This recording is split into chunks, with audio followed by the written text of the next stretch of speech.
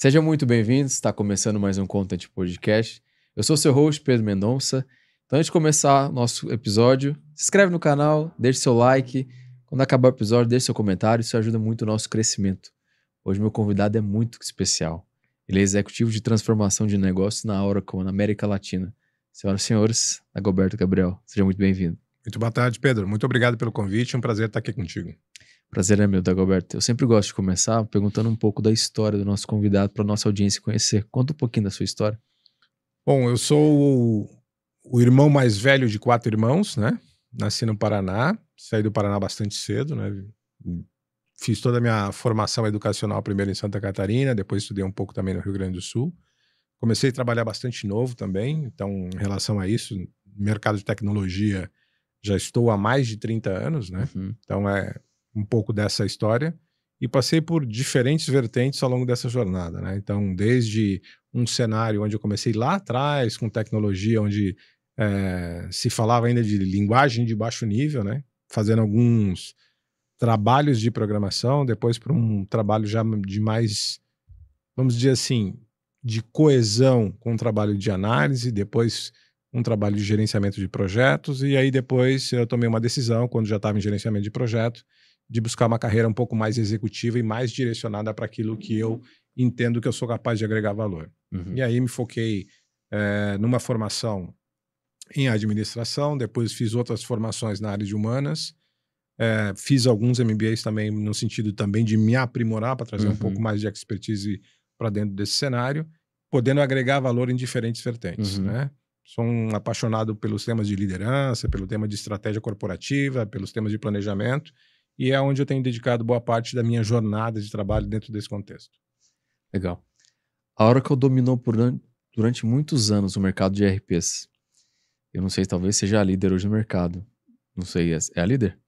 Nós temos a liderança de diferentes formas, apresentado por diferentes institutos, com diferentes vieses. O que acaba acontecendo é que você precisa entender qual é o contexto que você apresenta esses comparativos. Certo.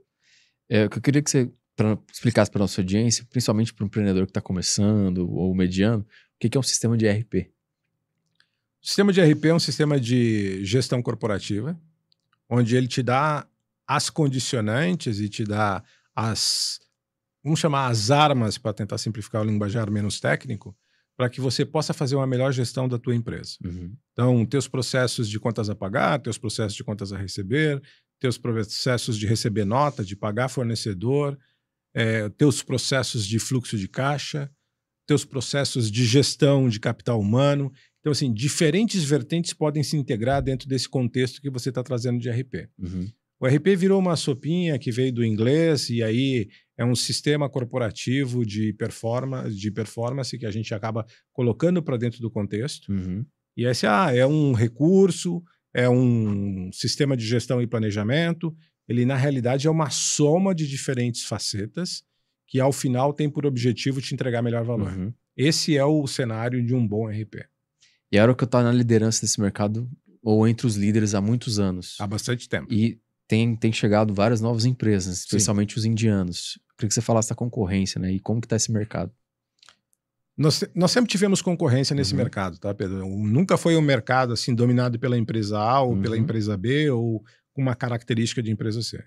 Se a gente olhar enquanto amplitude corporativa e amplitude global, obviamente que você tem grandes players no mercado. Dentre elas a Oracle, e a Oracle tem a liderança em diversos aspectos. Mas quando você olha, por exemplo, no Brasil, em tamanho de mercado que é o Brasil, você tem o que a gente chama de competidores de nicho.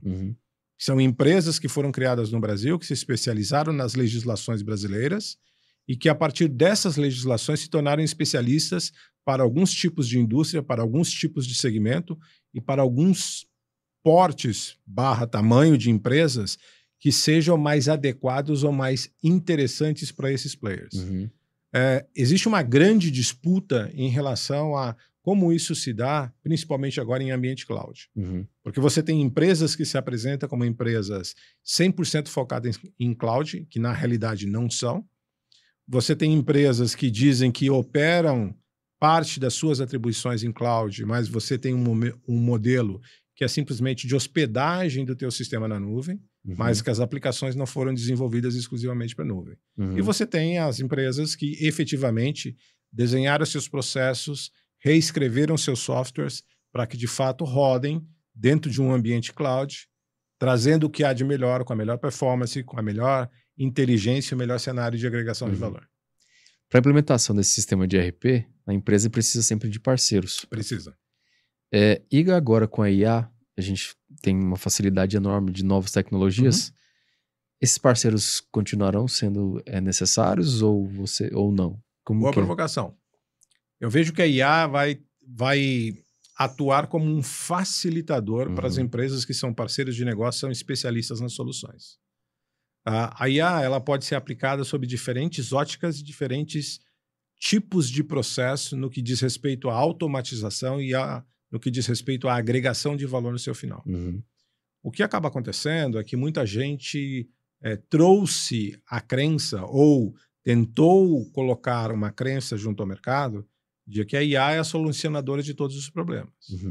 Vamos lembrar do que a IA é na realidade. Ela é um algoritmo que foi ensinado baseado numa volumetria de dados, numa volumetria de informações, e a partir desses dados, dessas informações, ela te fornece alguns quesitos e algumas condicionantes de resposta para aquilo que você está perguntando. Aonde está a inteligência nesse modelo? Está justamente em você saber aproveitar deste conteúdo, evidenciando quais são as melhores perguntas e não mais quais são as melhores respostas, que possam direcionar aquilo que você precisa saber. Obviamente, muitas operações de transacionalidade, muitas operações, olha, aperte o botão A, depois escreva a letra C, depois combine a letra C com a letra G, depois... Estas atividades que têm um conjunto de algoritmos que possam ser interpretados ou possam ser sequenciados ou mesmo paralelizados, você consegue buscar uma automatização em relação a isso. Mais recentemente, nós trouxemos também o conceito de agentes de inteligência artificial, que são são algoritmos construídos com um objetivo específico, que ao final vão entregar aquilo que você tem como expectativa de resultado. Qual é o objetivo? Diminuir transacionalidade, diminuir rotina e liberar as pessoas para que as pessoas possam ter mais tempo hábil para gerar valor para a companhia, suportar a tomada de decisão e passar mais tempo pensando e menos tempo reescrevendo ou escrevendo aquilo que qualquer robô, qualquer algoritmo poderia fazer. Quando a implementação desse sistema tem um tempo, né, um processo de transição, né, no sistema de ERP. Em muitas empresas, às vezes, não dá a importância necessária, né, para essa gestão de mudança. Como que a Oracle lida, né, com essas empresas? Com essa sistemática toda? Ajuda a empresa? Como é que vocês fazem essa gestão? Aqui, assim, a gente tem diferentes tipos de conceitos e considerações, né? Primeiro, assim, tudo que a gente apresenta dentro desse contexto está baseado em melhores práticas do mercado. Então, as melhores práticas nos levam a trazer determinados condicionantes que nos ajudam a entregar determinado valor diante das expectativas de cada um dos clientes. Obviamente que quando a gente fala em gestão de mudança, você precisa entender qual é o nível de maturidade tecnológica que aquela empresa já possui. E aí, quando a gente fala de maturidade tecnológica, a empresa pode estar adotando um sistema pela primeira vez, ela pode estar fazendo um ajuste do seu processo, ela pode estar modernizando o seu processo, ou ela pode estar fazendo um ambiente totalmente transformacional, porque ele já tinha uma tecnologia, vamos chamar, de certo modo obsoleta e que precisa ser substituída por um novo cenário. Então, entender isso faz parte da discussão que a gente tem. Hoje, eu te digo que muito mais do que vender qualquer software, do que vender qualquer tipo de ferramenta, de que agregar valor em qualquer tipo de contexto como esse, o que acaba acontecendo é que você precisa entender qual é o contexto que você precisa agregar valor. Eu sempre coloco para as pessoas e que a gente tem a oportunidade de trocar algumas experiências de que o que de fato agrega valor, de fato traz o resultado, é a empresa entender quais são as suas condicionantes frente ao desafio que se apresenta. O que isso significa? Aonde eu espero chegar? No curto, no médio e no longo prazo. O que eu espero resolver como problema, como desafio? Que tipo de solução eu estou buscando? Quão preparado eu estou para poder ser receptivo frente a tudo que está sendo colocado? Muitas vezes, Pedro, a questão que a gente fala, porque a empresa A, porque a empresa B, né? Nós temos que nos lembrar o seguinte, uma empresa nada mais é do que um ente jurídico registrado com o CNPJ. Por detrás desse CNPJ, você tem pessoas. Uhum. E você precisa, mais do que nunca, saber gestionar pessoas, saber liderar pessoas. E aí, pessoas têm culturas, pessoas têm crenças, pessoas têm valores. E como que você lida com uma ecleticidade grande de todos esses elementos naquilo que você está colocando? Vamos pegar um caso assim extremo. Você pode ter uma empresa que tem um sistema já implementado há muito tempo, onde as pessoas que estão na companhia, elas detêm conhecimento e, através desse conhecimento, elas detêm poder. Por quê? Porque eu conheço o sistema, porque ninguém faz melhor do que eu, porque eu já opero esse sistema há 15 anos. Uhum. Você imagina uma pessoa como essa sendo agora confrontada com uma nova tecnologia, com uma nova tendência, com um novo cenário. Se você não fizer um trabalho de gestão de mudança, se você não fizer um trabalho de requalificação profissional para essas pessoas, ao invés de você ter pessoas que vão te ajudar na sua jornada, você vai ter o que a gente chama comumente de detratores, que são as pessoas que, de uma maneira ou de outra, vão acabar subornando aquilo que deveria ser um caso de sucesso. E a culpa não é nem do sistema em si, né? É justamente desse período de transição, né? O sistema sempre vai ser o meio, Pedro. Uhum. Obviamente, valer-se da melhor tecnologia, obviamente, valer-se das melhores condicionantes, da sua melhor capacidade de inteligência, da sua melhor condição de agregar valor para aquela companhia, naquela necessidade, para aquele objetivo, é o melhor cenário. Uhum. Porque o sistema então é irrelevante? Não, não o é. Mas se nós trouxermos o sistema como ator principal e nos esquecermos de tudo que está no entorno, nos esquecermos de todo o ecossistema que precisa funcionar para que produza-se os seus efeitos, a gente vai começar a olhar para a tecnologia e não para as pessoas que precisam ter suas necessidades atendidas. Hoje, esse sistema de ERP já estão integrados à inteligência artificial? Ou ainda não? Diferentes empresas possuem diferentes tipos de plataformas tecnológicas. Né? Então, você precisa fazer comparativos e entender quais dessas tecnologias já estão dentro dos modelos. O que acaba acontecendo é, algumas empresas optaram por desenvolver seus modelos próprios, outras empresas optaram por utilizar sistemas especialistas do mercado e estabelecer relacionamentos de parceria, e valem-se desses relacionamentos de parceria para que isso possa trazer benefícios para as duas empresas. Entender qual é esse modelo, entender qual é este modal, vai gerar a diferença para ti lá na frente. Porque é melhor ter o seu próprio algoritmo ou é melhor ter uma parceria estratégica? É uma questão de definição estratégica, é uma definição de posicionamento corporativo. A combinação dos dois também funciona. Algumas empresas também desenvolveram alguns algoritmos e outras empresas estão se valendo.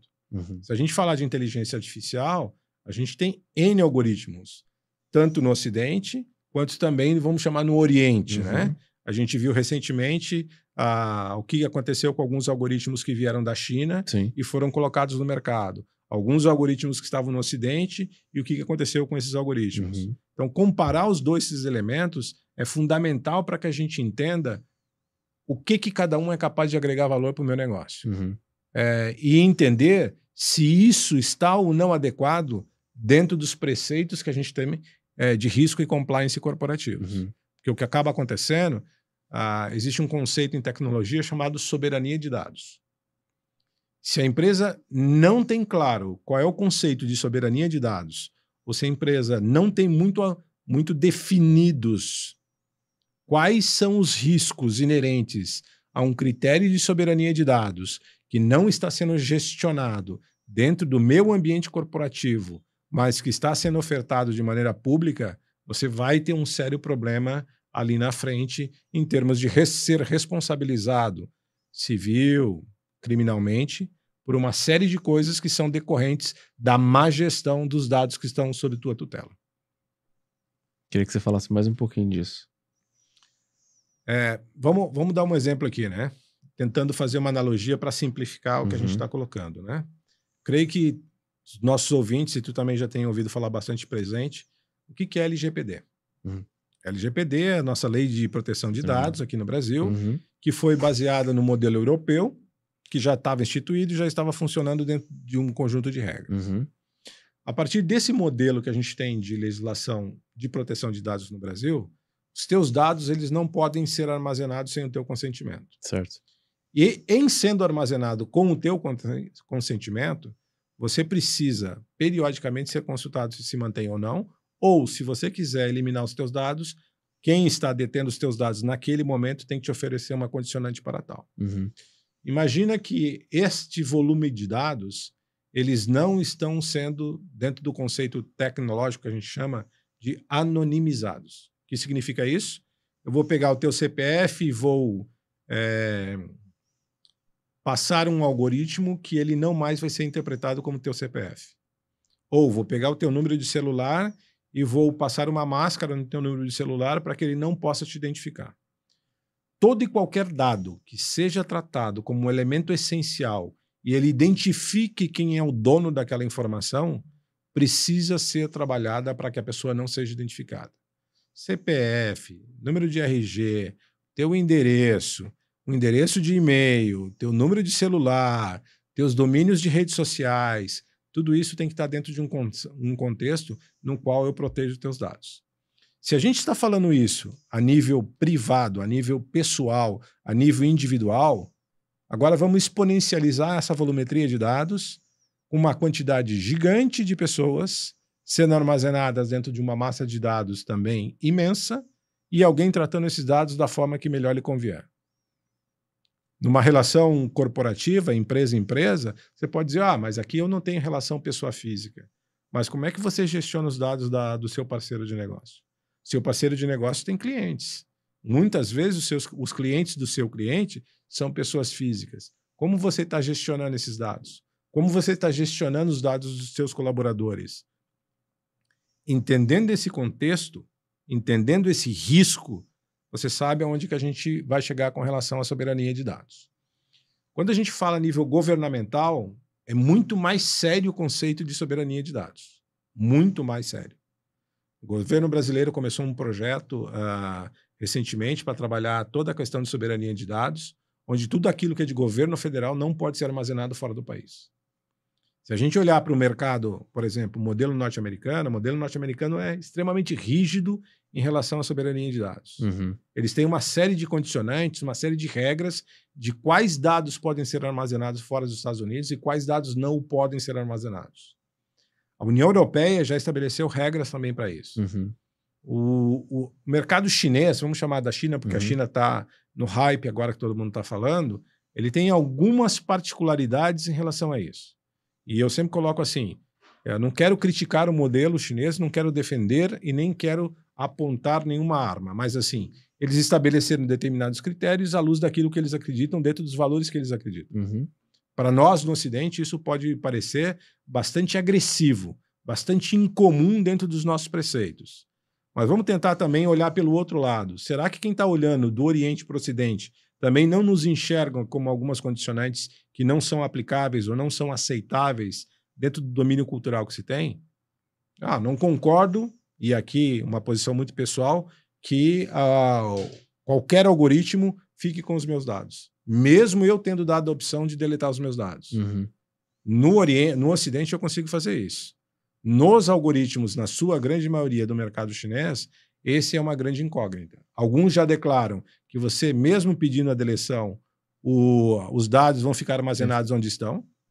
Outros não deixaram claro qual é a regra que isso vai acontecer. Então, tratar a soberania de dados é muito mais do que simplesmente dar o teu nome e teu CPF. É entender o que pode ser feito com o teu nome e teu CPF e quais os riscos que isso pode trazer para ti, na pessoa física, para ti enquanto empresário, e nas todas as tuas relações socioeconômicas, culturais que você está inserido. Porque da pessoa física, eu consigo entender todo o contexto onde você está inserido. Dagoberto, e quem pode garantir essa segurança para a gente? Eu vi uma entrevista recentemente de um ex-engenheiro da Meta. Na época era Facebook ainda. E ele começou a ficar meio que até aloprado com a quantidade de tecnologia que o celular estava ouvindo a gente, coletando dados, com a quantidade de informações que estava coletando. Ele ficou até meio paranoico com isso. Então ele foi não usa mais telefone, vendeu o apartamento dele, a casa, os bens dele, foi morar numa ilha. Tem até um documentário sobre isso. Extrema, não? Extrema. Tem até um documentário, não sei se você já viu, o Dilema das Redes. Até indico muito que assistir, chama Dilema das Redes. E em uma das falas dele, ele fala que a Meta, ela provém serviços para a CIA, e que a CIA tem acesso a todos os dados. Então, quem que pode garantir essa segurança para o usuário final? Eu não saberia te responder... Agora sim, não sei se ele está falando a verdade ou não, né? Essa é a fala não dele. Saberia te responder ao certo se existe alguém que pode garantir essa segurança. O que eu vejo é, você precisa entender o que você está disposto a partilhar. Uhum. Vamos pegar algumas condições que a gente tem aqui no Brasil que são muito comuns, né? Você vai em qualquer estabelecimento, qual é a primeira coisa que eles te pedem? Teu CPF. CPF. Para que eles pedem teu CPF? Para te consultar já. Qual é o propósito de utilizar aquela informação? E aí, se você diz assim, não, eu não vou fornecer meu CPF. Em alguns estabelecimentos, você vai ter problema se você não fornecer teu CPF. É verdade. O cadastro que a gente vai fazer. A gente vai fazer um cadastro simples. Não, mas eu não quero me cadastrar na sua base. Não, mas se você não se cadastrar, eu não posso lhe atender. Então, já se estabeleceram alguns condicionantes, um tanto quanto perigosos também em relação a isso. Então, dizer que A ou B é mais seguro é um pouco complicado o que a gente está entendendo. Quando a gente olha os movimentos políticos a nível global que estão acontecendo, se a gente pegar o que aconteceu nos Estados Unidos, se a gente pegar o que aconteceu com o governo da América Central, se a gente pegar o que está acontecendo com a comunidade europeia, o que está acontecendo agora com a Ásia, a gente começa a perceber alguns rumores e algumas iniciativas de tentar trazer de volta para casa, vamos chamar assim, aquilo que de alguma forma, por algum tempo, permaneceu afastado. Então, aquele protecionismo do ponto de vista político-econômico, ele começa a tomar um pouco mais de força. E aqui não se trata de defender quem é mais de um lado, quem é mais de outro, mas entender o que isso traz de benefício enquanto sociedade. Ele pode trazer um benefício para a sua sociedade, mas o quanto que você está prejudicando todos os que estão neste contexto de sociedade no qual você está inserido. Então, entender um pouco essa conjuntura vai nos dar condições de emitir um juízo de valor, vai nos dar condições de estabelecer uma visão mais crítica, mais cética e um pouco mais ácida sobre determinados tipos de comportamentos. Eu costumo brincar nas minhas interações dizendo o seguinte, eu acredito que existam 3 verdades. A tua verdade, a minha verdade e a verdade do fato. Qual delas eu estou defendendo? A tua, a minha ou a verdade do fato? Então, quando a gente é muito impulsivo do ponto de vista de ser mais emotivo e um tanto quanto menos racional, por via das vezes, a gente acaba tomando uma decisão com uma visão míope, uma visão unilateral, sem enxergar onde está esse contexto e quais são as outras variáveis que a gente tem. Então, se a gente não puder trazer esses elementos, se a gente não puder estabelecer linhas de confrontação, onde a gente defenda o caminho A, mas entenda qual é o caminho B. Defenda o caminho B e entenda qual é o caminho A. E no final, a gente tome a decisão que vá ao encontro daquilo que nós acreditamos dentro dos nossos valores. Esse é a condicionante melhor que a gente pode colocar. Posso dizer, então, que dados hoje ele é tão importante quanto a internet foi um dia ou a eletricidade? Os dados são mais importantes do que qualquer um desses elementos que tu trouxeste. Mais importantes? Mais importantes. Porque se você não tiver internet, mas você tiver um outro meio de coletar os dados continuam existindo. Se você não tiver eletricidade, mas você tiver uma condicionante de você consiga armazenar os dados de alguma forma e você manipula esses dados de alguma forma, você também vai ter os dados a seu dispor. A questão toda é o que você faz com esses dados. Qual é o destino ou qual é a destinação que você quer a partir da coleta destes dados. Tem alguns acrônimos que a gente sempre faz que é assim, né? Você começa com dados, esses dados partem e se transformam em informação. Essa informação, em algum dado momento, se transforma em conhecimento. O bom uso do conhecimento vai te possibilitar encontrar um caminho de ideias, de insights, e o bom uso de ideias e insights vai te possibilitar um caminho de sabedoria. Qual é a jornada que você está? Em que escala de 1 a 5 você está? Você está na fase de dados, está na era de conhecimento, ou já atingiu um elemento de sabedoria lá na frente? Quando a gente entende essa jornada e a gente interconecta os pontos e elementos que estão ligados, a gente percebe o quanto que os dados, de fato, são sensíveis e são importantes dentro dessa caminhada. E como eu fico seguro, né, em toda essa dinâmica? Eu vejo assim, segurança é uma palavra difícil de ser respondida dentro desse conceito. Uma vez que hoje... Eu não digo nem, desculpa te interromper, não é nem confiar nas empresas de cibersegurança, não é nem isso, mas, vamos dizer, permanecer o mínimo na rede. É isso que eu quero dizer. Eu acho que não é questão de permanecer o mínimo, Pedro. Eu acho que assim, eu penso de uma maneira muito clara a respeito desses elementos. O que você está disposto a partilhar da sua vida pessoal e profissional? Uhum. Essa é a primeira pergunta que tem que ser respondida. A gente tem inúmeros casos de cybercrimes que as pessoas olham para aquilo e dizem assim, mas como é que alguém conseguiu coletar esse tipo de informação? A pessoa coletou de uma maneira simples. É porque tudo hoje é dados, né? Por exemplo, a gente pega o Uber, tem maneira de usar Uber. Ela tá numa nuvem. Então, se alguém invade essa nuvem e começa a descobrir ali, ela descobre a rota onde eu trabalho, onde eu vivo, as pessoas que eu falo. E as pessoas têm uma série de coisas. Por exemplo, assim, tem pessoas que têm o hábito, por exemplo, e aqui não é uma crítica, é só uma reflexão, claro, por favor, tá? Claro. Tem pessoas que têm o hábito de partilhar tudo nas redes sociais. Uhum. Família, lazer, ambiente profissional, Tudo. filhos, alimentação. Aí o cara sai de casa e diz assim, estou saindo de casa. Aí ele chega na empresa e diz assim, estou tomando café na empresa. Ele sai ao meio-dia, vai almoçar, antes dele dar a primeira garfada, ele tira uma foto do prato. Exatamente. Chega no final de tarde, quem gosta de academia, não é o meu caso, tem outro tipo de hobby, academia não é o meu hobby.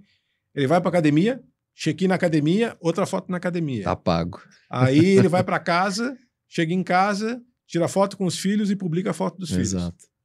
Olha a quantidade de dados e informações que ele deu para a rede num único dia que ele fez em relação ao que... Então eu posso dizer qual é o horário que ele sai de casa, eu posso dizer que horas normalmente ele chega na empresa, eu posso dizer quais são as preferências alimentares baseadas em tudo que ele tem publicado dentro desse contexto. Eu sei qual é a academia que ele frequenta, eu sei com quem ele convive na academia, eu sei que horas ele chega na academia, eu sei que horas normalmente ele sai da academia, eu sei que ele tem filhos, eu vou descobrir quais são as idades dos filhos.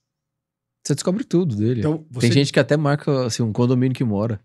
Então, este é um pouco do conceito que a gente começa a verificar e a gente precisa ter inteligência do que fazer. Ah, mas eu ganho dinheiro com a internet. Ok, tudo bem ganhar dinheiro com a internet. Ninguém está proibido de ganhar dinheiro com a internet. A grande questão é o que eu faço com o meu trabalho, que é um trabalho de exposição na internet. Perfeito. Esse, para mim, é o grande fator que precisa ser respondido. Eu penso que privacidade hoje é um ativo, não um passivo. Privacidade é um ativo. Privacidade é um ativo. Uma coisa que assim, a gente verifica de maneira clara e poucos o fazem, né? Você já leu o contrato de adesão quando você entra numa rede social? Nunca. Você nem simplesmente nem faz. Eu, nem ninguém. Aceitei e continuar. As pessoas não leem lá. Se você parar para ler tudo que está descrito neste contrato, que é um contrato acreditício, porque se você não aceitar, você não segue adiante. Verdade. Você não consegue mudar cláusula, você não consegue restabelecer uma série de coisas. Você começa a ponderar, de fato, quais são os elementos que são importantes ou não. A grande disputa que a gente tem em relação à privacidade agora, vamos pegar o caso do TikTok nos Estados Unidos. Uhum. Qual é a grande questão que a gente está falando do TikTok? Não é a usabilidade da plataforma ou não usabilidade da plataforma. A grande questão é a soberania de dados. Que os dados que são dos usuários norte-americanos estão sendo hospedados em sites, em provedores, em bases de dados que não estão nos Estados Unidos. Uhum. Então, quem está recebendo esses dados, quem está recebendo esse volume do outro lado, pode transacionar isso de diferentes formas. Uhum. Então, a grande questão é como que eu faço com que essa soberania seja minha e não seja do meu concorrente, não seja de um outro país. E a gente volta ao tema de segurança, privacidade, ecleticidade, a gente volta ao tema de por que aquela rede viralizou tão fortemente, o que ela permitiu que outras redes não permitiram. Então, a gente precisa ponderar quais são as linhas limítrofes entre aquilo que eu posso atuar, aquilo que eu gostaria de atuar, aquilo que eu desejo atuar e aquilo que me é permitido atuar. Então, entender um pouco desse contexto, eu acho que é fundamental quando a gente começa a falar tecnologia, privacidade, cibersegurança, riscos cibernéticos e riscos pessoais e profissionais. Legal. E até onde vai a ética das empresas? Por quê? Por exemplo, toda hora a gente recebe um telefonema, a gente nem sabe de quem. A gente atende a uma companhia telefônica. Você fala, pô, mas como é que tem meu telefone? Como é que tem meu dado? Ou então a gente está falando aqui e ela está coletando meu dado. Então até onde vai a ética? Eu não quero que isso aconteça, mas está acontecendo. Então assim, até onde é o limite disso? Eu vou dizer que nós no Brasil, nós somos muito condescendentes com esse tipo de coisa. Você recebe uma ligação, não toma nenhuma providência. Você recebe a segunda e não toma nenhuma providência. Existem canais oficiais onde você pode se cadastrar para que você não receba mais esse tipo de comunicação. O que acaba acontecendo é que nos bastidores, infelizmente, os dados acabam sendo transacionados de uma empresa para outra de uma maneira legal ou não, e aqui não quero entrar no senso de dizer que foi legal ou dizer que foi ilegal, ou mesmo algumas empresas que compram bases de dados que estão disponíveis junto ao mercado. Infelizmente, o teu cadastro, o meu cadastro, o cadastro do Leandro, que está ali nos ajudando na gravação de hoje, está disponível em algum lugar. E aí alguém vai se valer desse cadastro e vai vender para uma empresa que está disposta a comprar. Se essa empresa está disposta a comprar e encontrar alguém que está disposto a vender, teu dado vai cair na mão de alguém. Então a gente começa a perceber essa linha limítrofe entre o que deveria estar acontecendo e o que de fato está acontecendo. E aí dizer se isso é ético ou não ético, e assim, para mim a questão ética é muito simples. Ético é fazer o que é certo independentemente se tem alguém olhando ou não tem alguém olhando. Como a gente diz no popular. O que é certo, o que é errado. Não importa se você tem testemunha, não importa se não tem testemunha. Vamos pegar um exemplo simples, que a gente tem todos os dias, a gente percebe todos os dias. Trânsito. Sinal está vermelho, é proibido virar à esquerda, o cara está ali parado, primeiro, não vem nenhum carro do outro lado, o que ele faz? Ele dobra, faz a curva, ou ele espera o sinal abrir para ele? Ele vai. Quantas vezes você vê esse tipo de coisa? Então, assim, ele está sendo ético com aquilo que deveria ser? Não. Não. Então, a questão é, muito mais do que a ação em si, quais são os teus valores? Aonde é que você leva isso? E como você gestiona isso no dia a dia? Não estou aqui querendo ser demagogo e dizendo que nós sempre estamos fazendo tudo da melhor maneira possível, dentro do melhor horizonte possível, dentro do melhor contexto possível. Nós também temos atos falhos, nós também vamos cometer atos falhos. Agora, ter ciência de que aquilo é um ato falho frente àquilo que você tem de valor é o primeiro sinal para você repensar aquilo que de fato você acredita. Existe algum tipo de mercado paralelo onde esses dados estão sendo transacionados? Muito. E aí eu te fiz essa pergunta e queria contar uma experiência própria. Eu recebi uma mensagem no meu WhatsApp, uma pessoa querendo me dar golpe.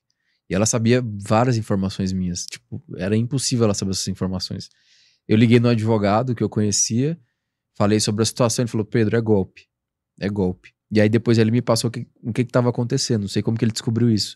Mas essa pessoa entrou num grupo do Telegram, existe um grupo no Telegram, que você simplesmente colocava ou o nome da pessoa completo, aparecia todos os dados, CPF, telefone, até o nome do vizinho, nome do pai, nome da mãe.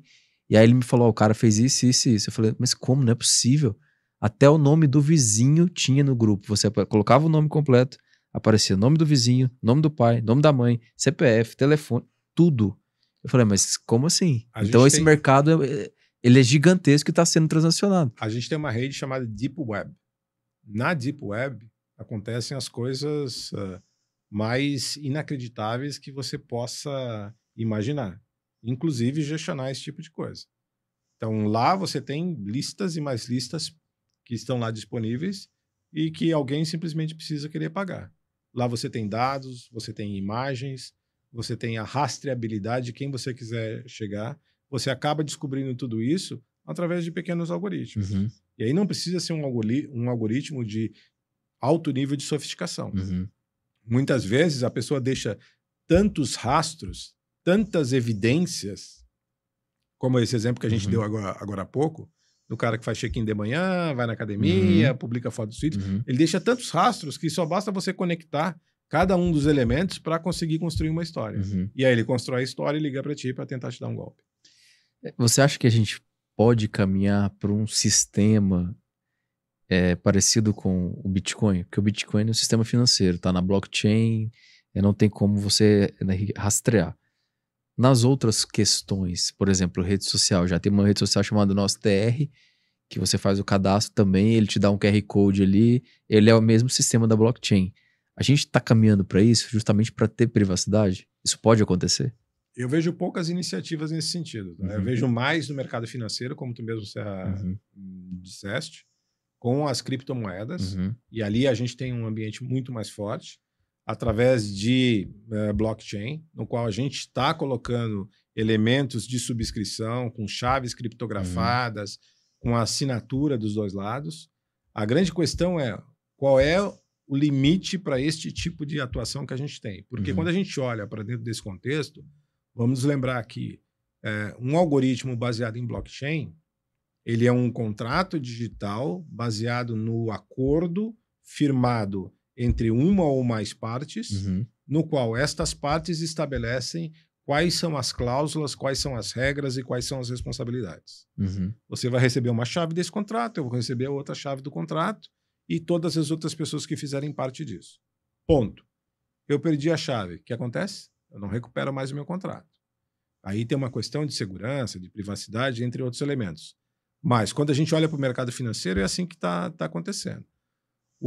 Quando a gente olha para o mercado financeiro e a gente olha, por exemplo, para as moedas digitais que estão sendo condicionadas, o Brasil tem as suas, os Estados Unidos agora não sei como vai ficar, porque o Trump proibiu a continuidade da moeda digital nos Estados Unidos, mas a União Europeia também tem, na Ásia também a gente já tem moedas digitais que acabam sendo a transacionalidade financeira das operações com rastreabilidade. Então, entender o quanto isso acontece, ok. Vamos tentar fazer uma analogia numa rede social. Para que eu estabeleceria esse tipo de relação? Que tipo de segurança eu estou buscando para esse tipo de liberdade de expressão, por exemplo. Liberdade de expressão condicionada a quê? Dando exemplo, no Brasil, hoje a gente não tem liberdade de expressão. Dependendo do que a gente fale, infelizmente, o nosso judiciário não deixa a gente falar o que a gente quer em certas questões. Então, nesse sentido, por exemplo. Eu tenho uma posição, eu não vou dizer antagônica à tua, mas eu vou dizer que, assim...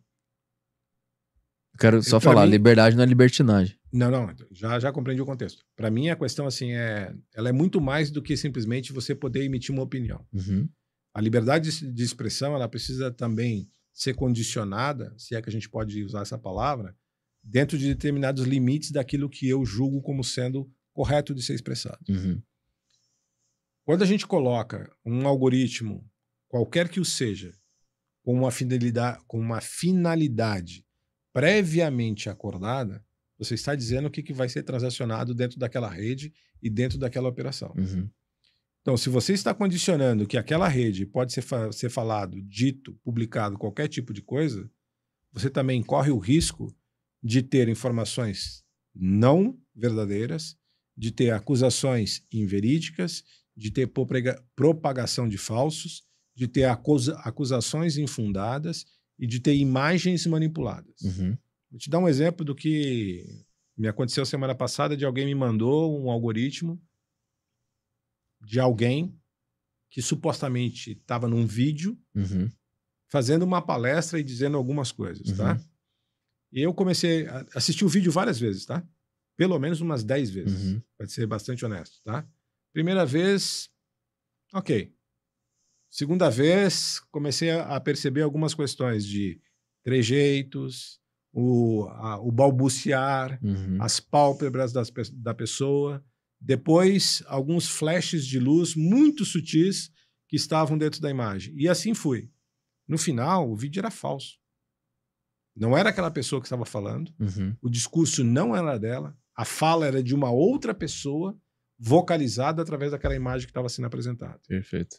Então, por isso que eu digo assim, a nossa capacidade de acesso à informação, a nossa capacidade de aculturamento, a nossa capacidade de poder ter acesso a informações, à educação, a um sistema que seja um pouco mais equânime, para que você possa desenvolver a sua capacidade crítica, te dá condicionantes para que você possa tomar uma decisão nesse sentido. E aí, dentro desse elemento, você não precisaria de uma rede criptografada para poder emitir o seu parecer, porque você teria senso crítico para poder dizer. O que acaba acontecendo é dizer o que se quer dizer sem estar devidamente fundamentado é emitir opinião no vazio. Para mim, opinião no vazio tem um monte de gente. Eu sempre faço uma analogia, Pedro, que é o seguinte: tem um monte de gente aí no mercado disponível e pronta para te ajudar.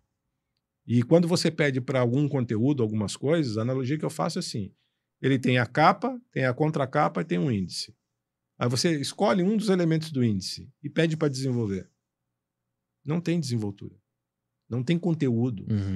Ele não consegue sair da fala repetitiva, da fala sincronizada, da fala elementarizada por alguém que já disse a mesma coisa que ele está simplesmente repetindo. Ele só está repetindo, né? Muitas vezes ele não sabe o que está falando. Ele não sabe o que está falando. Então, para mim, esse é um elemento bastante crítico quando a gente vai falar de liberdade de expressão, quando a gente vai falar de conteúdo, quando a gente vai falar de racionalidade, quando a gente fala de razão.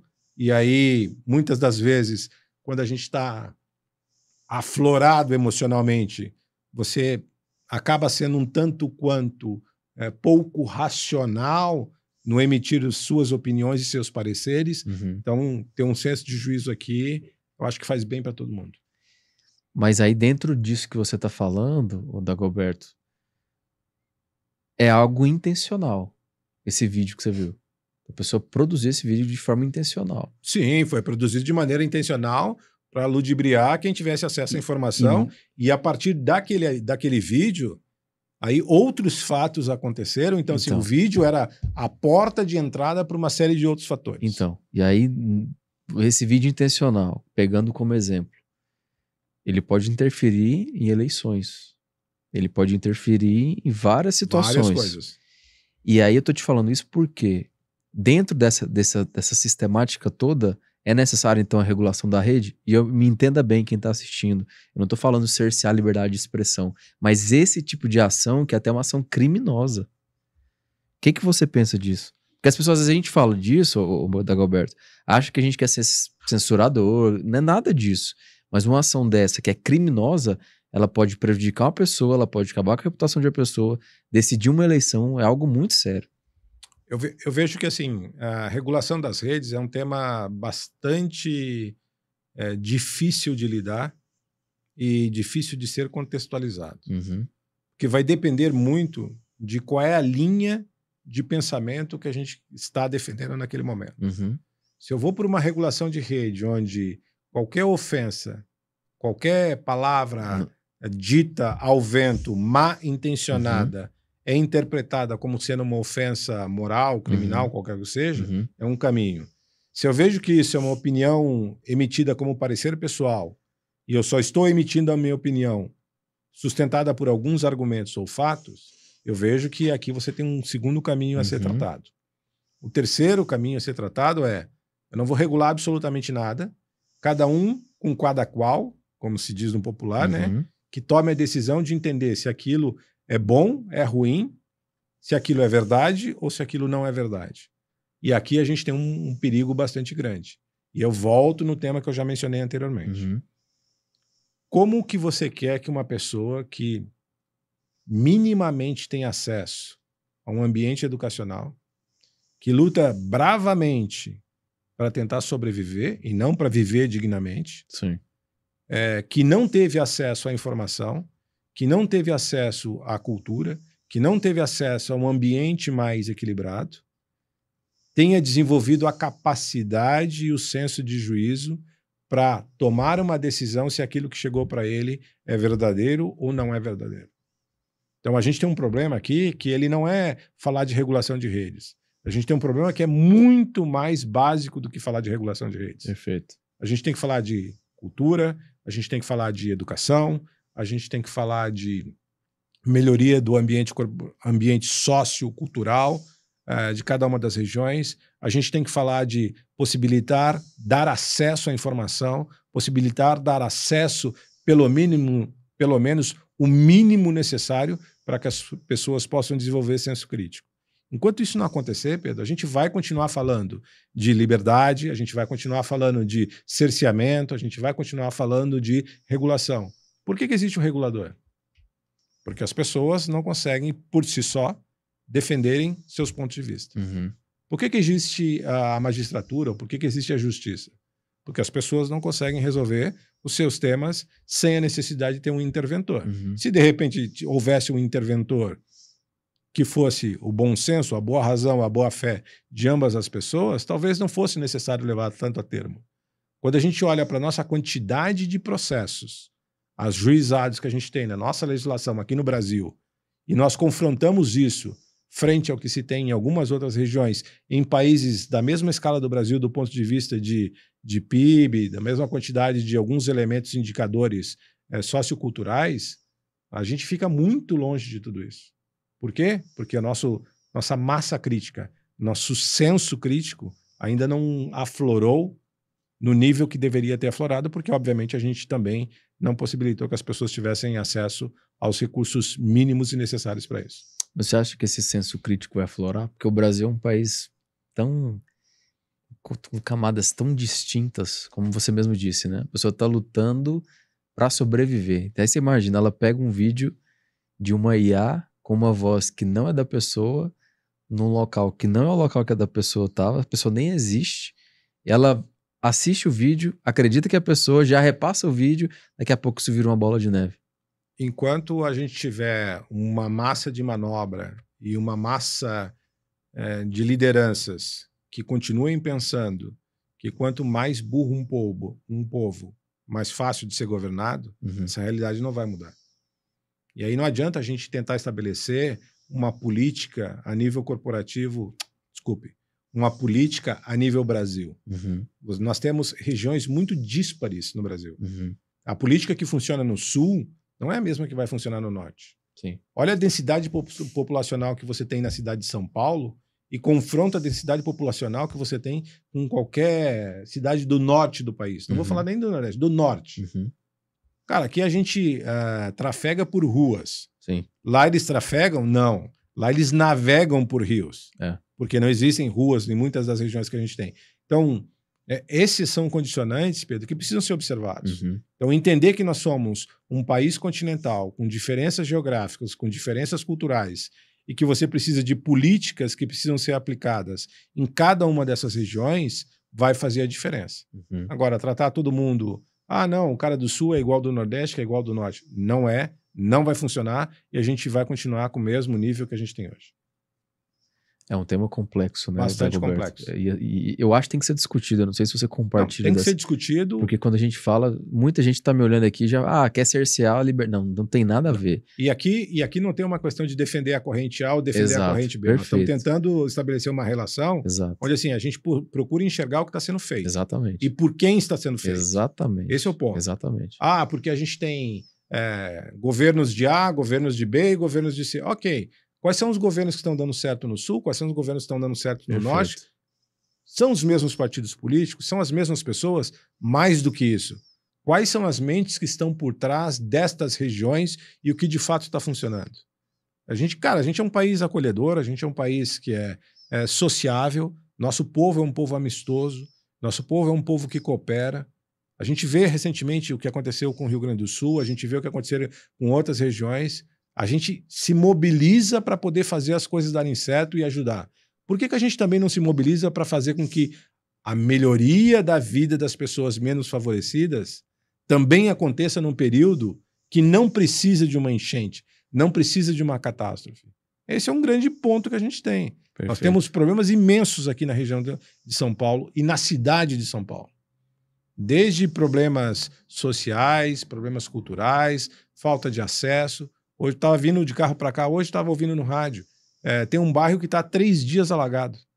3 dias? 3 dias. Nossa. Porque o bairro fica do lado da vazão do Rio Tietê. Nossa. Coitado desse E pessoal. toda vez que tem a vazão do Rio Tietê, inunda o bairro. Os caras estão há 3 dias com o bairro inteiro alagado. Hoje, obviamente, as autoridades foram lá para dar uma olhada e a situação não podia ser outra, né? A população se revoltou e tiveram que chamar a polícia, porque a situação ficou bastante acalorada entre a população e os políticos. Mas assim, quando você tem uma cidade desse tamanho, com tamanha diferença, com grandes elementos tão díspares, aí você vê no centro que teve uma chuva pesada também. A gente sabe que teve aqui, a estação aqui do metrô aqui do lado é Ana Rosa, né? Qual que é? Porque eu não moro aqui. Ana Rosa, né? Ana Rosa também encheu de água. Aí eles foram ali, botaram 2 dias, bombas, limpeza e tudo mais. Agora você vai lá na estação Ana Rosa e você passa. É como se talvez não tivesse nada acontecido. Agora, este bairro que está há 3 dias alugado, você faz o quê? Você vai botar bomba? Porque não dá para botar bomba, é vazante do rio. E você faz o quê? Ah, mas as pessoas invadiram, as pessoas não deveriam estar morando ali. Tá, mas eu vou esperar acontecer isso para entender que as pessoas não deveriam estar ali, para tentar tomar uma providência para realocar essas pessoas. É um planejamento que já tem que ter há muito tempo atrás, que já tinha que ter resolvido. Por isso que é um tema bastante sensível. Sim. E bastante difícil de ser discutido. Sim. E para ser discutido, você tem que discuti-lo dentro do nível de razoabilidade. Com certeza. E sem um fator emotivo efervescente, como normalmente acontece. Com certeza. Porque aí você vai colocar 2 pessoas com um nível emocional bastante acalorado tentando discutir uma situação como essa, que não vai levar absolutamente a lugar nenhum. As pessoas estão polarizando tudo, né, Dagoberto? Bastante polarizado. Então tem que tirar essa polarização, colocar os fatos na mesa, olhar de cima, ver o que é a melhor resolutiva e vamos por aquele caminho, né? Independente de ideologia. Vamos resolver o problema. Vamos resolver. Eu não digo que muitas vezes a gente vai conseguir resolver, Pedro. Mas pelo menos tem uma diretriz. Pelo menos vamos compreender qual é a situação que se apresenta e vamos buscar alternativas de solução. Isso. E pode ser que não haja uma única alternativa. Pode ser que parcialmente eu resolvo de uma forma, um outro percentual eu vou resolver de uma outra forma, mas quando eu somo todas as partes com todas as propostas, eu acabo chegando a um fator comum que me possibilita, se não na solução total, na mitigação de vários potenciais riscos que estão acontecendo. Uhum. Vou mudar de assunto agora. O cofundador do LinkedIn, o Reid Hoffman, falou recentemente que até 2034 as relações de trabalho vão mudar, né? Essa relação de trabalho de 9 às 17 vai acabar. Que, na verdade, vão ter vários empregos, várias situações ao mesmo tempo, por causa da tecnologia e tudo mais. E aí eu queria falar de inteligência artificial versus produtividade. Isso foi um assunto, está sendo um assunto muito em voga no Brasil por conta da escala 6-1. E vai muito dentro dessa fala de que ele está falando. Como a inteligência artificial vai mudar esse panorama? Você acha que isso realmente vai acontecer? Não vai acontecer? Você acha que as empresas vão aumentar essa produtividade e as pessoas vão trabalhar a mesma quantidade? Como que você olha para isso? Eu não acho que vai mudar, eu acho que já mudou, tá, Pedro? Acho que a gente está num momento bastante crucial para entender o que a inteligência artificial é capaz de gerar. Vou te dar um exemplo de algumas pesquisas que eu fiz recentemente, tá? Entrei no algoritmo A, mandei fazer uma coisa. Entrei no algoritmo B, mandei fazer a mesma coisa. Testei 5 algoritmos de inteligência artificial e pedi para fazer a mesma coisa. Aí eu falei assim, não estou satisfeito. Melhore o resultado que você me apresentou. Ah, não estou satisfeito. Faça um sumário de tudo que você apresentou, no máximo em 10 lâminas. Ah, agora eu quero que você pegue essas 10 lâminas e dê uma característica profissional. Estou te dando um exemplo simplório, simples, tá? Fiz isso em 10 minutos, tá? E no final eu tive 5 interpretações, mas com um bom nível de satisfação no final. Vamos colocar sob essa ótica. Se você parar para pensar que produtores de conteúdo podem se valer da inteligência artificial para produzir conteúdo, que pessoas que produziam vídeos, os vídeos podem ser produzidos a partir de inteligência artificial, que você já é capaz de escrever livros praticamente inteiros na sua plenitude, transacionando com uma inteligência artificial generativa e fornecendo perguntas e questionando as respostas, e mais perguntas e questionando as respostas, e ele vai te armando o livro dentro do contexto que você está colocando. Quando eu olho para tudo isso e eu vejo tecnologia, olhando dentro do horizonte que a gente começa a perceber, e eu volto no primeiro tema que a gente falou lá, né? Nós somos evangelizados, é uma palavra dura de dizer, mas eu acho que é a palavra que mais cabe. A gente foi evangelizado para trabalhar pelo regime de hora. Ou seja, você chega na sua empresa às 8 da manhã, você sai às 18 e você vai receber um pagamento pelo seu horário de trabalho. Você não foi educado, você não foi preparado para lidar num mundo tão conturbado, onde você vai ser remunerado por aquilo que você é capaz de produzir. Perfeito. Ou pela qualidade daquilo que você vai produzir. E aí vem uma outra questão que é ética / moral, que é quem vai dizer o que é de qualidade e o que não é de qualidade. Então, o fato de a gente poder trabalhar em ambientes multidisciplinares, sem o controle rígido do horário, no qual você trabalhe por tarefa, ou você trabalhe por projeto, ou você trabalha num ambiente de cocriação junto com várias pessoas e a sua parte soma com a de outros, e no final vocês são remunerados porque vocês são um pool daquele projeto que está sendo entregue, ou se você vai trabalhar em 5 empregos diferentes, porque você tem 5 entregas diferentes, porque você tem multidisciplinaridade naquilo que você aplica como conjuntura do teu desenvolvimento. O que eu quero dizer com isso? Você pode estar produzindo uma aula para um curso na faculdade, você pode estar trabalhando numa gravação de podcast, com pauta, edição, vídeo, etc. Você pode estar trabalhando numa codificação de um sistema de inteligência artificial junto com outras pessoas. Você pode estar fazendo a gestão de um projeto no qual você está incumbido de entregar. Você pode ser um copywriter e você pode estar escrevendo para um periódico numa mídia social. E aqui vem um disclaimer, né, que os copywriters estão sendo muito impactados por essa questão da inteligência artificial e muita gente se valendo da inteligência artificial e prejudicando muitos copywriters. Então a gente começa a ponderar até que ponto a gente vai. Agora, vamos trazer isso para uma outra realidade. Nós estamos falando, talvez, para pessoas que tenham tido acesso à informação. Eu volto de novo no elemento que a gente falou anteriormente, né? Você tem acesso à informação. Você sabe o que é inteligência artificial, você sabe dos impactos que a inteligência artificial está gerando no dia a dia. Eu estou inserido dentro de um mercado de tecnologia e lido com isso no meu dia a dia, inclusive nas minhas atribuições profissionais. E quem não está inserido nesse mercado? E quem continua trabalhando e sendo rigidamente cobrado pelo horário de trabalho que ele tem que entregar? Ah, porque a inteligência artificial vai resolver tudo? Não, não vai.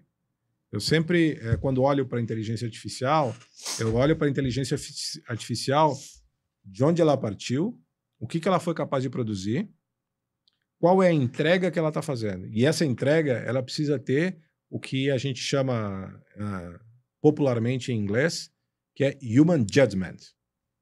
Ou seja, você não libera isto de maneira aprovada sem que tenha um humano fazendo pelo menos uma triagem se aquilo está adequado ou não está adequado para aquela situação. Isso, ok, 100%. Como a gente lida com tudo isso para quem não tem acesso a isso? Para quem sequer tem celular. Para quem sequer consegue comprar um chip pré-pago para conseguir acessar a internet porque precisa da internet para fazer uma pesquisa na escola. E essa é a nossa realidade no Brasil. Não estou nem trazendo isso para uma outra realidade. A gente está falando da nossa realidade no Brasil. Então, quando a gente olha para tudo isso, a gente começa a olhar. Ah, porque todos os ônibus vão ser autônomos. Quantos anos a gente vai demorar para ter ônibus autônomos aqui no Brasil? Pelo menos uns 20. Eu sou um pouco mais cético, acho que mais, tá? Quanto tempo a gente vai demorar para adotar 100% carros elétricos no Brasil? Cara, nós somos um país continental. A não ser que se melhore uma série de condicionantes que a gente tem nos automóveis elétricos, infraestrutura, etc., estradas, blá, blá, blá, blá, blá, a gente vai demorar a adoção mais do que talvez outras praças já o estão fazendo. Então, entender quais são essas condicionantes é o que vai fazer a diferença onde a gente vai chegar. A IA vai mudar? Ela já mudou. Ela vai impactar ainda mais? Certamente vai impactar muito mais, certamente vai trazer muitos benefícios e muitos malefícios. A grande diferença vai ser como que a nossa capacidade de liderança vai lidar com o bem e com aquilo que não está tão bem apresentado ou que pode estar gerando prejuízos para uma grande massa da população. Esse é o grande cenário que a gente tem para discutir nesse momento. Você acha que essa discussão da escala 6 não é válida, então? Eu acho a escala válida do ponto de vista de entender que a gente não é mais É porque, as pessoas, igual a gente tá falando aqui, as pessoas se polarizam. A questão não é polarizar aqui.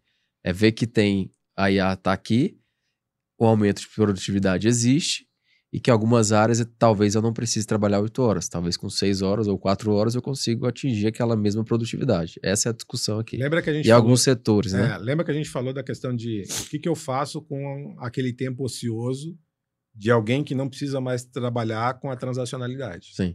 Eu vou requalificar esse profissional, eu vou trazê-lo para um outro patamar, eu vou ensinar, eu vou capacitá-lo para que ele faça outro tipo de cenário ou não? Eu vou oferecer para ele uma condicionante no qual ele possa exercer 2 atividades, ele possa ser remunerado pelas 2, ou eu vou dizer para ele, olha, antes você recebia por 8 horas, agora você só trabalha 4, eu vou te pagar por 4 horas. Uhum.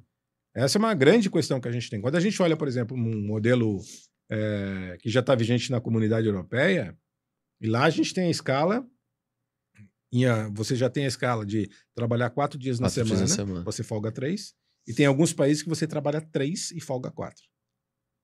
Já estão aplicando esse tipo de regra. A grande questão é o seguinte, você aceitaria um salário menor para trabalhar 3 dias por semana e folgar 4?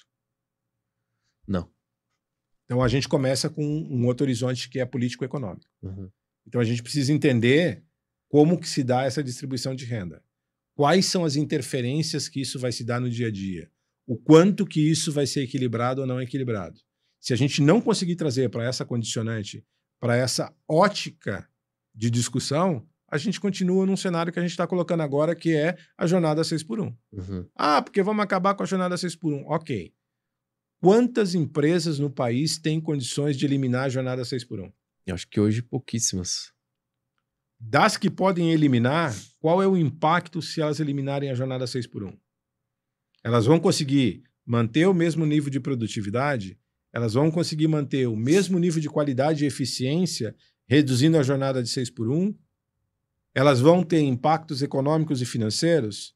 Elas vão conseguir negociar com os colaboradores para ter uma forçada redução de salário porque vão trabalhar numa jornada menor?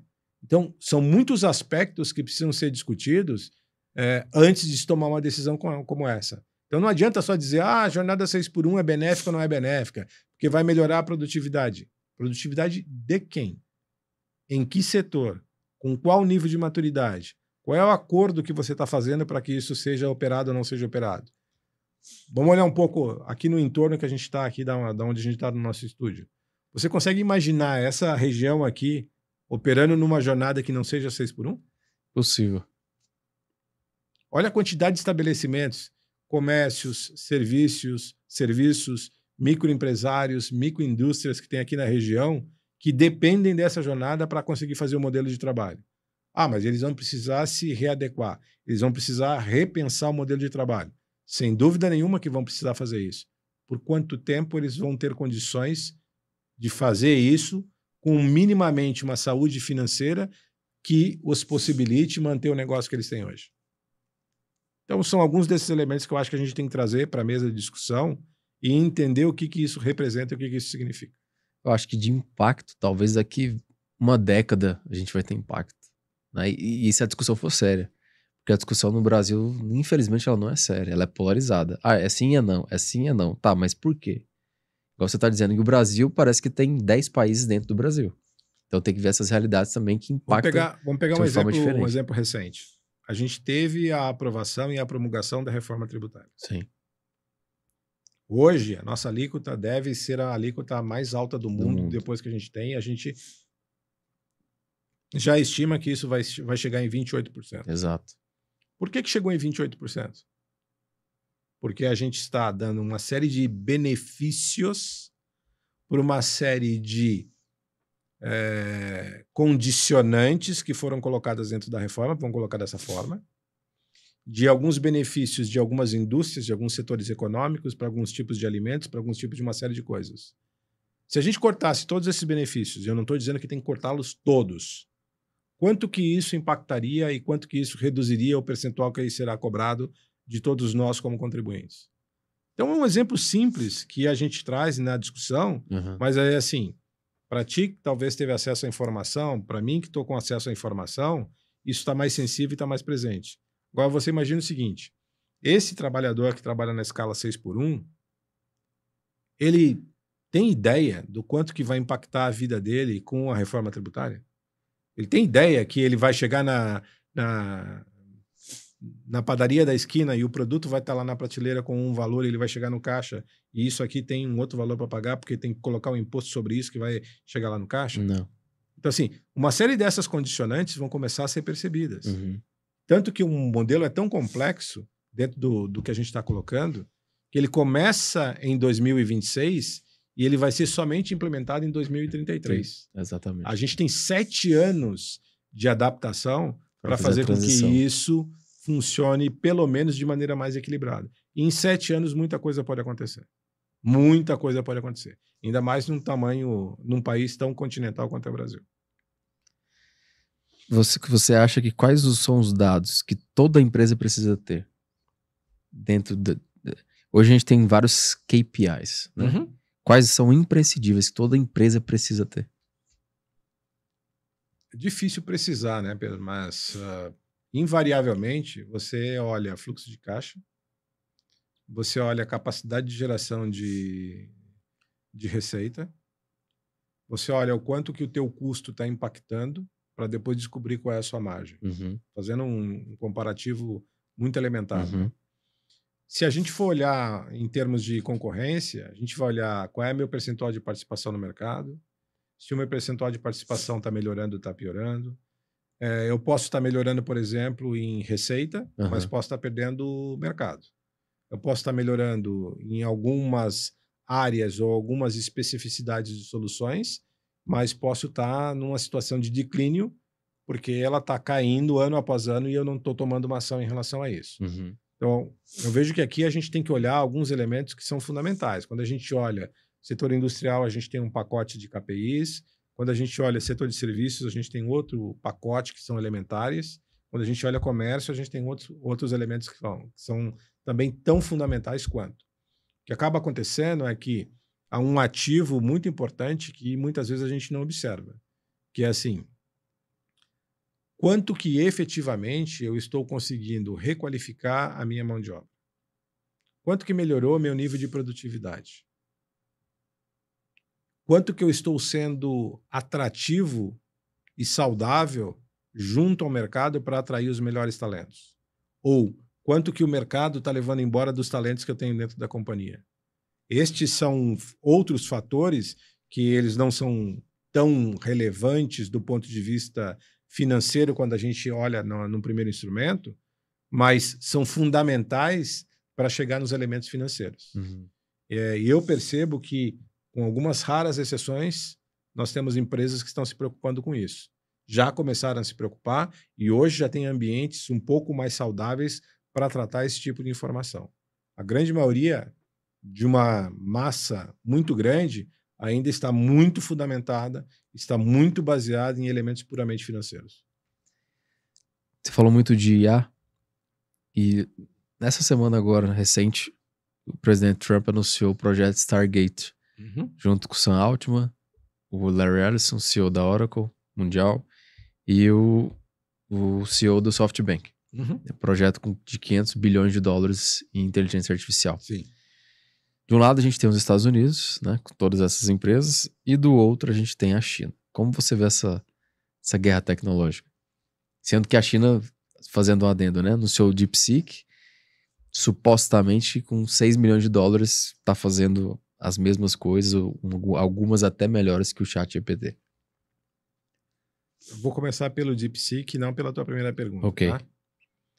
Quando eu vi o comparativo entre DeepSeek conseguiu fazer a mesma coisa que o americano faz, as empresas, vamos colocar assim, as empresas do Ocidente, ou as empresas americanas que estão na liderança de inteligência artificial fizeram com 100 milhões. Isso me chamou a atenção. 6 milhões, né? 6 milhões contra 100 milhões, tá? Esse era o comparativo de proporção, tá? Me chamou a atenção do ponto de vista econômico, mas mais do que isso, eu mergulhei um pouco mais a fundo para descobrir aonde que isso estava enraizado. Uhum. Porque a grande preocupação? A grande preocupação não são 6 milhões. A grande preocupação é o quanto que eu consigo fazer em termos de robustez de processamento, em termos de qualidade de processamento, com muito menos recursos de infraestrutura, muito menos capacidade de processamento que as grandes corporações têm. Uhum. Porque a gente vinha numa linha de defesa no Ocidente, dizendo o seguinte, que você só consegue aumentar o seu poderio e a sua capacidade de processamento crescendo o seu ambiente de infraestrutura. Cada vez mais máquinas, cada vez mais processadores, cada vez mais fazendas de processamento para conseguir entregar o resultado. Aí vem um algoritmo como esse, e aqui não vamos entrar no mérito de novo das discussões de soberania de dados, que já falamos, e todo o senso político que está por trás disso, que consegue fazer isso com muito menos capacidade de processamento.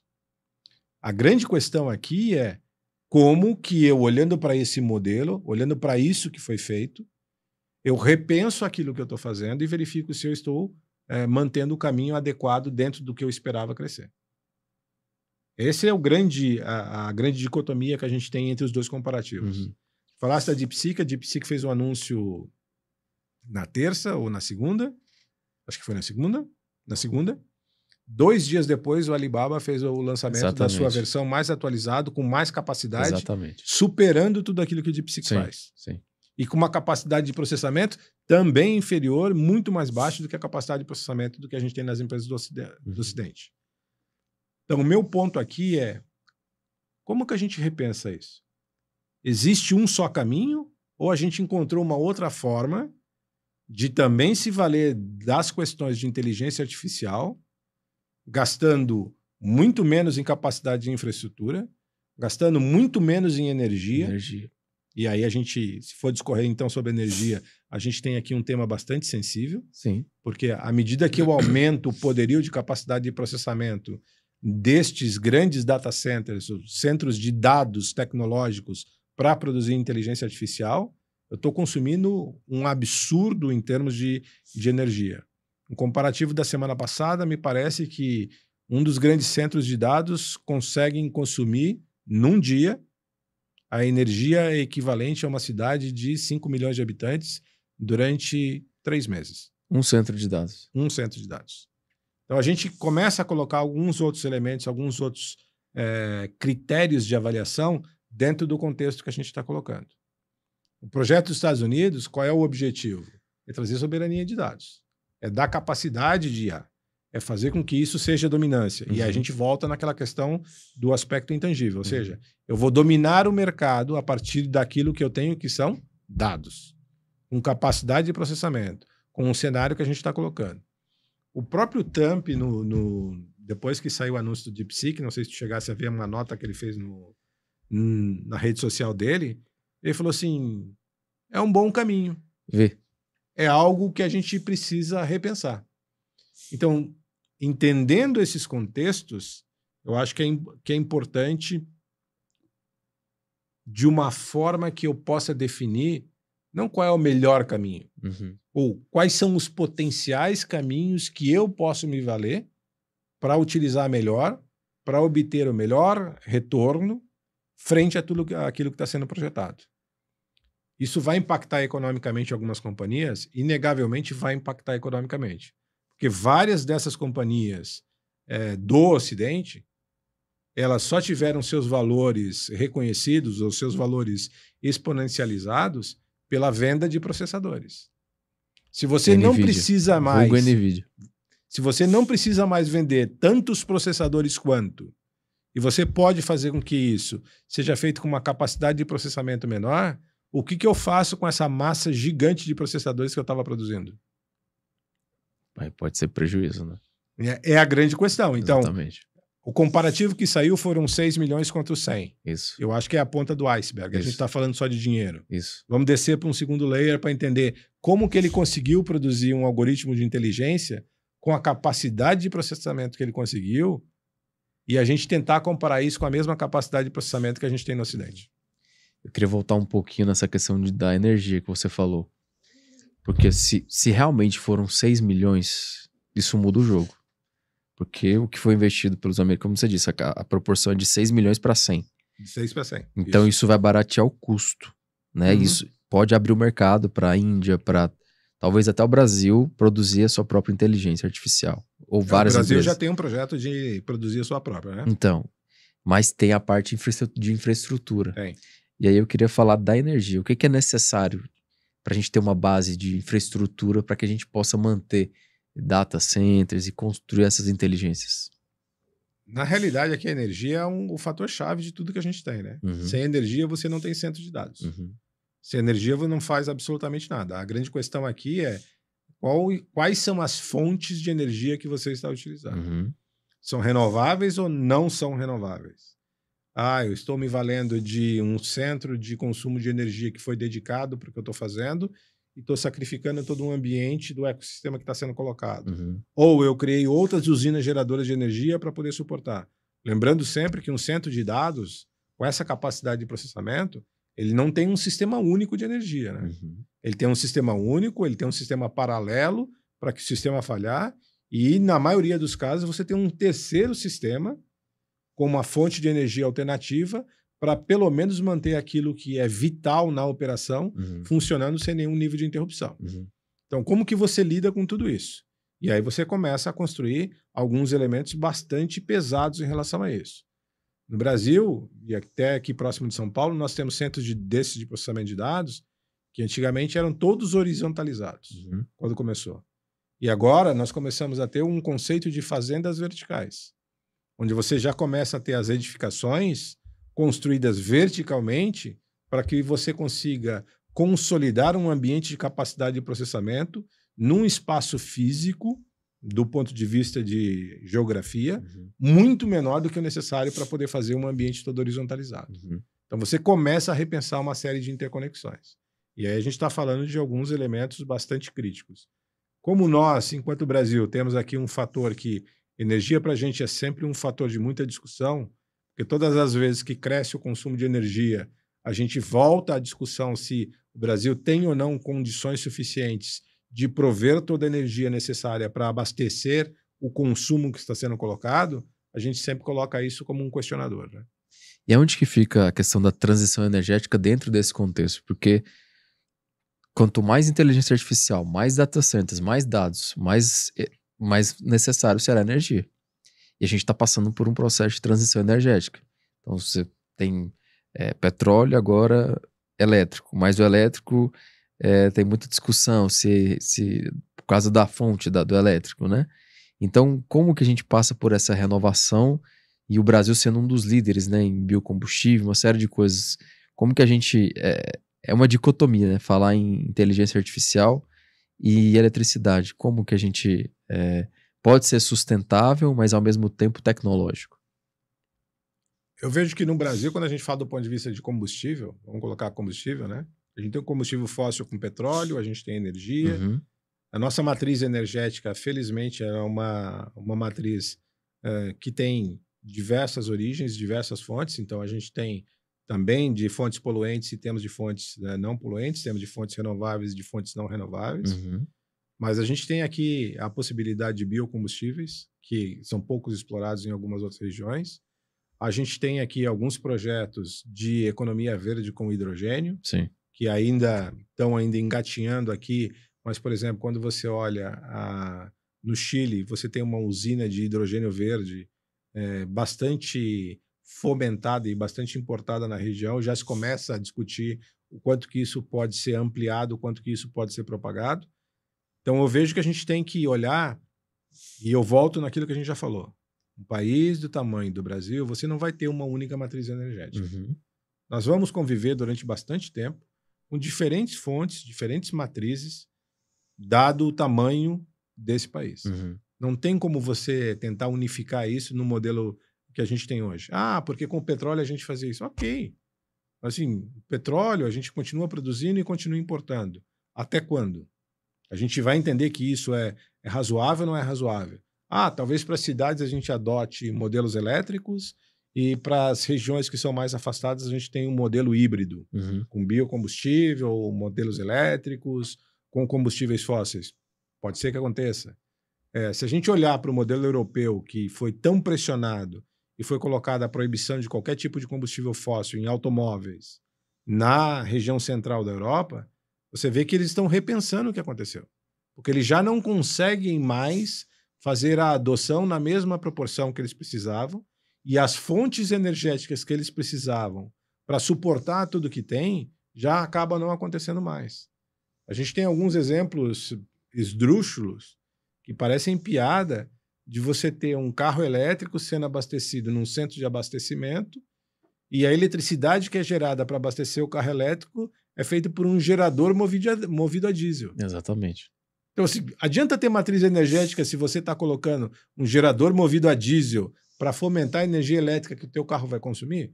É trocar 6 por meia dúzia. Então né? a gente precisa repensar também os modelos. Eles falam que a economia vai ser que não vai emitir gás poluente, etc., mas você está queimando Mas ali. alguém tá emitindo gás poluente. Exatamente, alguém está emitindo. O grande questão que tem hoje, né? O que eu faço com a grande quantidade de baterias que estão sendo jogadas no meio ambiente dos carros que estão sendo sucateados? Exato. Nós ainda não temos um modelo de recuperação dessas baterias que seja equilibrado, que seja racional, que isso possa acontecer sem trazer os prejuízos que a gente vê normalmente acontecendo todas as vezes que a gente tem a adoção de uma nova tecnologia. Então, o que a gente faz com tudo isso? A gente vai continuar jogando no lixo e deixando que o tempo se encarregue de dar sumiço nesse tipo de coisa, ou a gente vai começar a tratar isso de uma maneira mais inteligente, mais eficaz? As empresas estão discutindo isso em alto escalão, porque falam muito em ESG, governança, etc. Mas essa discussão tem sido feita de maneira séria. Por exemplo, você falou da bateria. Como que a gente vai fazer a reciclagem, não sei, da bateria? Isso tem sido discutido de forma séria? As empresas que têm dentro do seu arquétipo empresarial a questão de sustentabilidade bem definida e bem declarada, vamos colocar assim, elas seguramente estão discutindo isso. Estão discutindo não só esse tipo de coisa, como também como que eu me responsabilizo por tudo aquilo que eu coloco no meio ambiente. Ou seja, eu te vendo um equipamento, amanhã esse equipamento não serve mais. O que você faz com esse equipamento? Eu me encarrego de pegar o equipamento e vou dar a destinação correta. Eu tenho um escritório de um prédio de 15 andares. Meu prédio é sustentável ou não é sustentável? Os meus colaboradores que vêm trabalhar no escritório, eles vêm de trem, vêm de ônibus, vêm de van e vêm de automóveis. Eu estou fazendo algum tipo de compensação destes modais de transporte para neutralizar o que isso está sendo colocado? Então, você já tem esse nível de preocupação. Uma empresa que trabalha muito com logística. A minha frota logística, o que ela está gerando de poluentes no trânsito que ela faz? Seja na cidade, seja no campo, seja em estrada. Então, você repensar esse modal te dá a condicionante de enxergar como que você está colocado.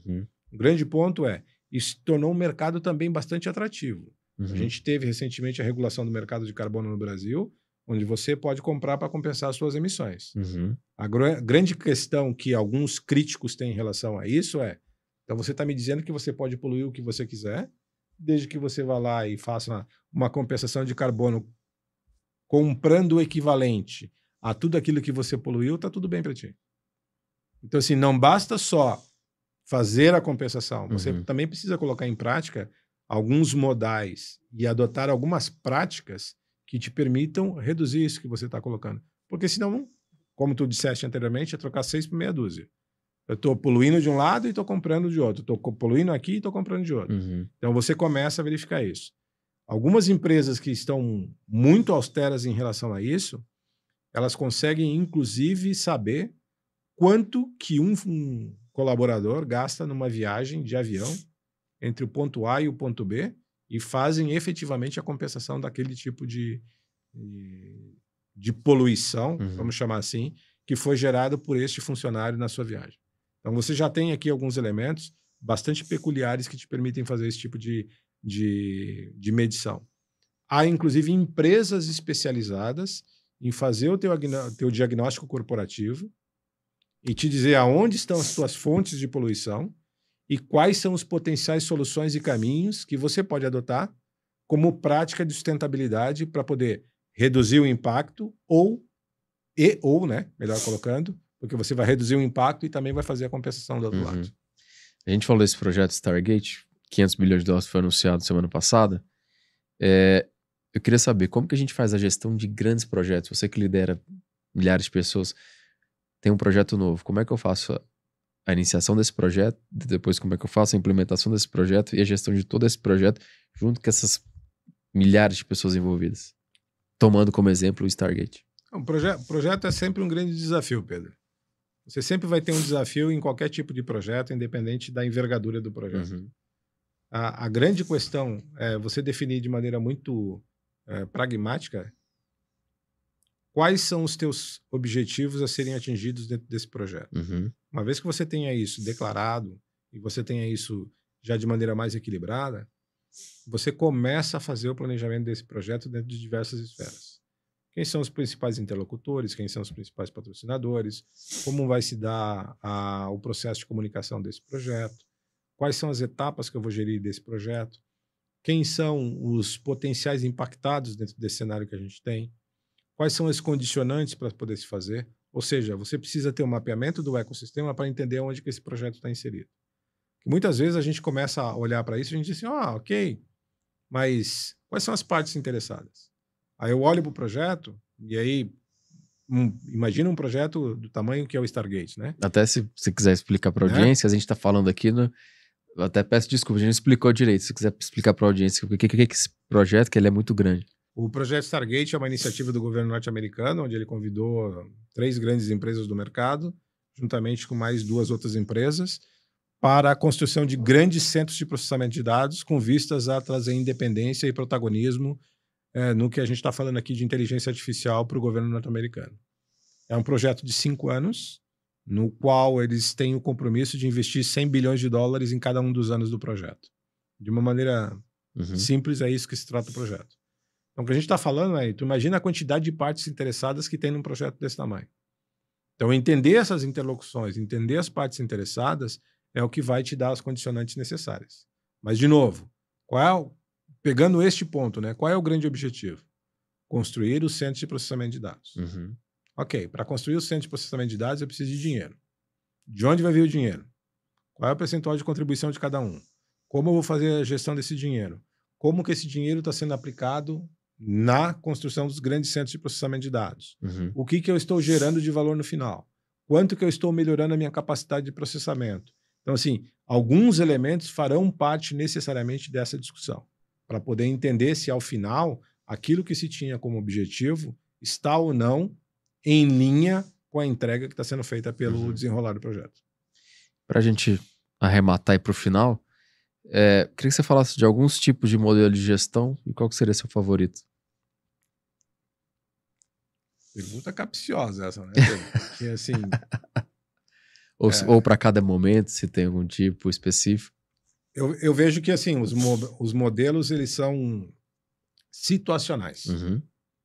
Eu não acredito que exista um modelo único que funcione em qualquer contexto, em qualquer cenário e com qualquer tipo de público. Eu não entendo isso. Mas eu defendo um modelo que, para mim, ele é fundamental de ser exercido.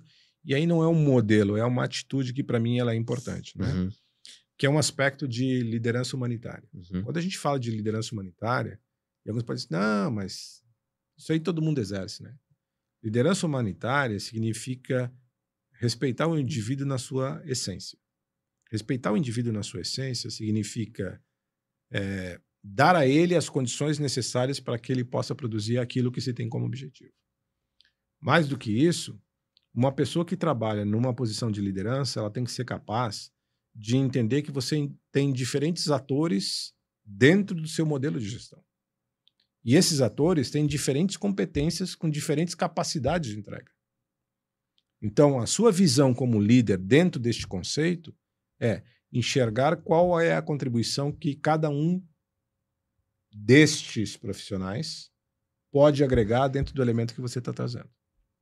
Ah, mas eu vou ter gente que necessariamente não entrega com a mesma performance do que eu gostaria que fosse entregue. Vai. E o seu papel como líder é entender por que ele não entrega. Seu papel como líder é desenvolvê-lo.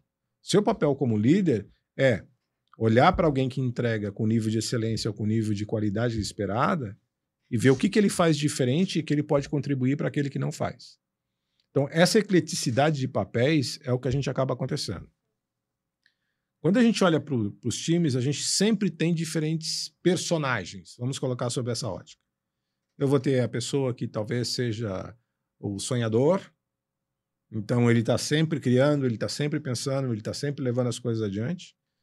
Você necessariamente vai precisar de alguém que seja um bom planejador, que entenda estes sonhos e consiga tangibilizar, consiga operacionalizar isso.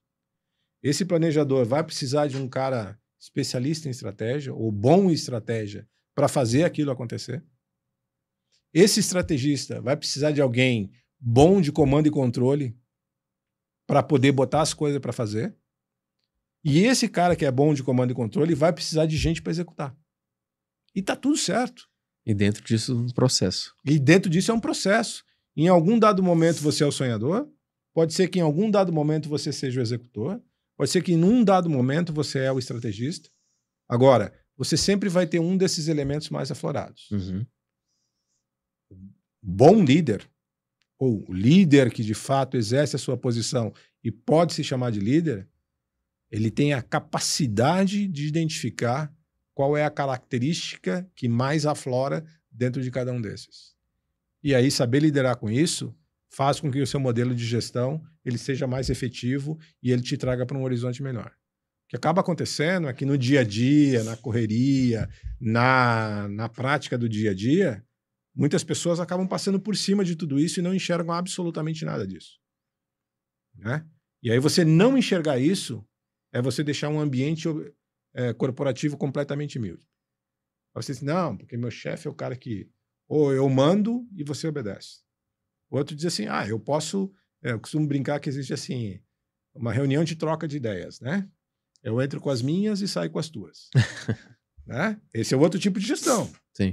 O outro tipo de gestão é o cara que acha que é o dono da razão, que conhece de tudo, que entra na reunião e fala do minuto A do minuto 1 até o minuto 30, e ele sequer percebe que tem alguém no time ou na equipe que gostaria de ter a oportunidade de falar. Então, assim, como você lida com isso? Com a pressão do dia a dia, com a pressão pelos resultados, com o cenário que você tem.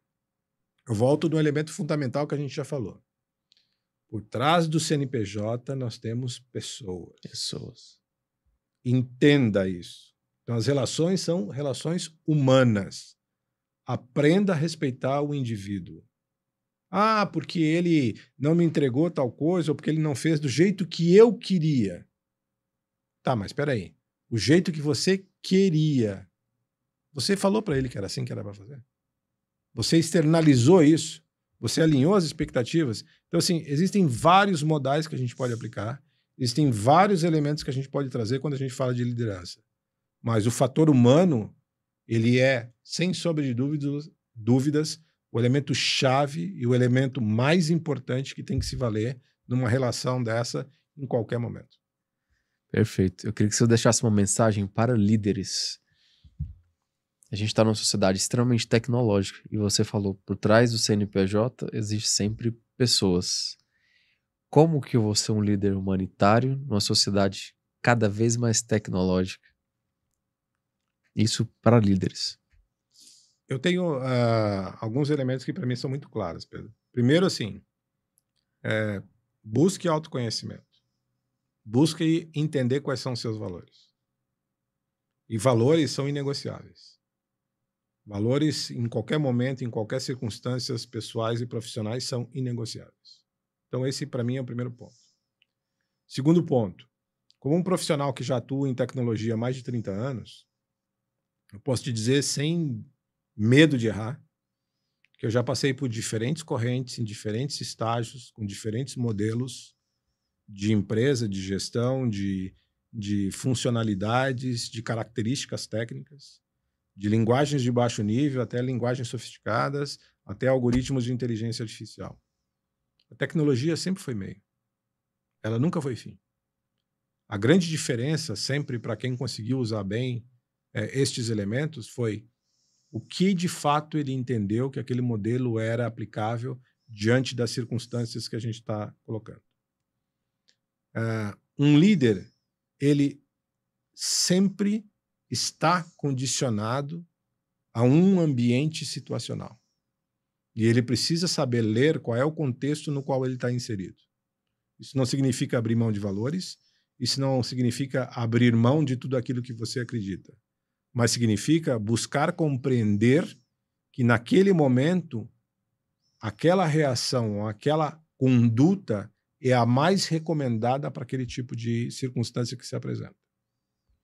Saber entender que as pessoas são uníssonas, o que eu quero dizer com isso? Não existe o João pai, o João pessoa física, o João marido, o João profissional. Existe o João. E o João é um pacote de tudo isso. Como que você lida com esse pacote de coisas? Ah, mas então você está dizendo que você tem que ser condescendente, você tem que ser bonzinho. Não. Você tem que entender o que está dentro desse modelo para que você tome as decisões frente às circunstâncias que se apresentam. Ah, porque você é determinada coisa. Não, eu estou numa determinada posição. Assim como eu já estive na posição X, assim como eu já estive na posição Y, e nem por isso, estando na posição X ou Y, eu posso agir de maneira diferente dos meus valores. Então, conheça-se, aprenda a respeitar os seus valores e, acima de tudo, respeite a pessoa que está do outro lado. Esse é o melhor conselho que eu posso dar. Queria te agradecer pela aula. Obrigado pela participação. Pedro, prazer estar contigo. Muito obrigado e até uma próxima oportunidade. Pessoal, vou deixar as redes aqui do Dagoberto embaixo para você poder seguir eles. Desculpa, vai estar nas nossas redes também, nossa revista, podcast, as minhas redes também aqui embaixo. Queria agradecer a você que ficou comigo até agora. Muito obrigado pela sua audiência. Até o próximo episódio.